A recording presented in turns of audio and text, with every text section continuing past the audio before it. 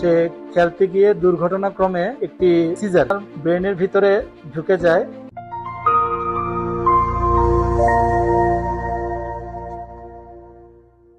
আসসালামু আলাইকুম, আমি ডাক্তার জালাল আহমেদ রিপন। আমাদের এই রোগী আজকে আনুমানিক দুপুর 12টার দিকে সে খেলতে গিয়ে দুর্ঘটনাক্রমে একটা সিজার, যেটা আমরা ঘরের কাজে বিভিন্ন কাটাকাটিতে ব্যবহার করি, সেই সিজারটি তার ব্রেনের ভিতরে ঢুকে যায়।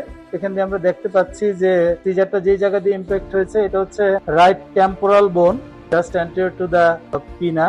তো এটা ব্রেনের ভিতরে ঢুকে যায় এবং সিএসএফ লিক হচ্ছে, তার মানে ব্রেনের যে পর্দা ওইটা ছিঁড়ে ব্রেনের ভিতরে ঢুকে এখান থেকে সিএসএফ বের হচ্ছে। তো অপারেশনটি অনেকটা চ্যালেঞ্জিং। আমরা এখন অপারেশনের জন্য মোটামুটি তৈরি। আমরা এটি চেষ্টা করব খুব সতর্কভাবে বের করার জন্য, যেহেতু এটি ব্রেনের মধ্যে ঢুকে গিয়েছে। তো হয়তোবা এটা বের করে ডুরোপ্লাস্টি করে আসতে হবে। যে ডুরাটা ছিঁড়ে গিয়েছে সেই ডুরাটা আমাদের রিপেয়ার করে দিয়ে আসতে হবে। এটাই এখন আমাদের মূল টার্গেট। তো আল্লাহ ভরসা, দেখা যাক। আলহামদুলিল্লাহ, আমরা সফলতার সাথে আমাদের অপারেশনটি করতে পেরেছি।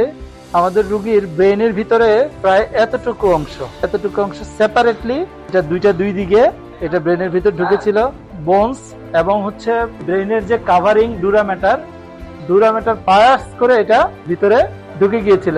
প্রায় এইখানে 1.5 ইঞ্চির মতো ভিতরের দিকে, ব্রেনের ভিতরে 1.5 ইঞ্চি পরিমাণ এটা ভিতরের দিকে ছিল।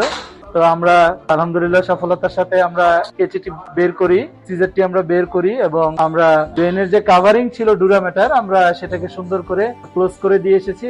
তার এতক্ষণ যে সিএসএফ যেটা লিক হচ্ছিল, ব্রেন থেকে যে পানিটা লিক হচ্ছিল তার কান দিয়ে এবং সিজারের গোড়া দিয়ে, তো সেটা এখন আর আলহামদুলিল্লাহ কোনো সিএসএফ লিকেজ নাই।